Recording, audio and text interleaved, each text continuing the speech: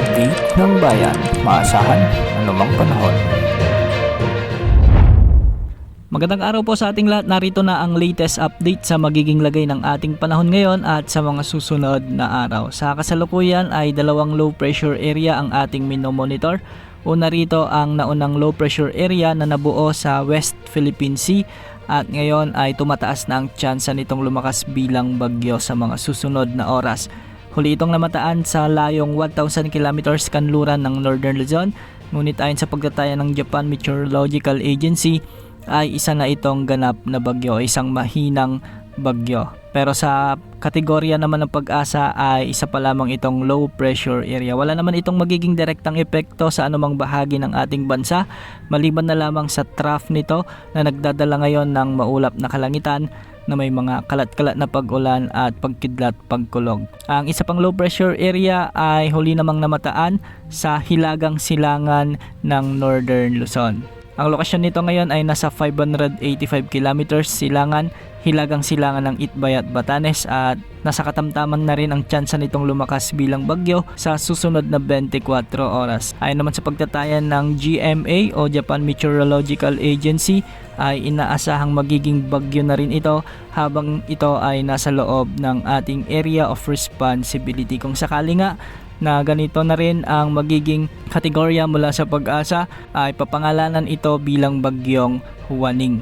Kikilos ito ng pahilaga at sa mga susunod na araw ay makakalabas na rin ito sa ating area of responsibility at wala na itong magiging direkta na epekto sa anumang bahagi ng ating bansa.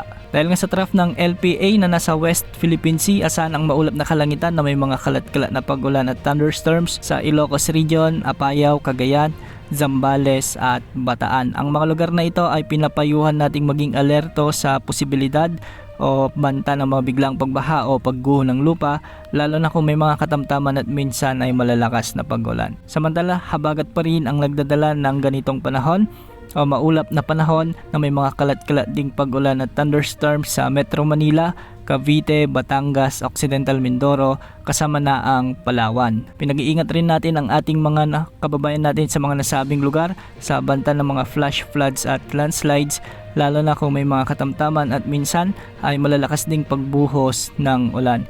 Ngayong hapon, maraming lugar ang nakakaranas ng mga pag-ulan, dulot ito ng mga localized thunderstorms. Kaya mag-ingat po sa mga kababayan natin sa nalalabing bahagi ng ating bansa sa banta rin ng mga biglang pagbaha o pagguho ng lupa kung may mga umiiral na severe thunderstorms. Sa ngayon, walang nakataas na gale warning sa anumang baybaying sakop ng ating bansa at ang mga pag-alon sa kanlurang karagatang sakop ng Luzon ay posibleng umabot hanggang 2.5 meters.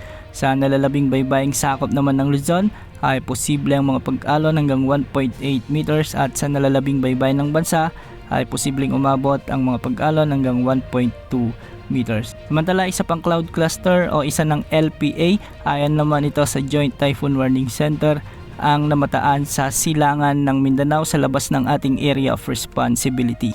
Ayon sa mga pagtataya ay posibleng pumasok ito sa ating area of responsibility sa mga susunod na araw.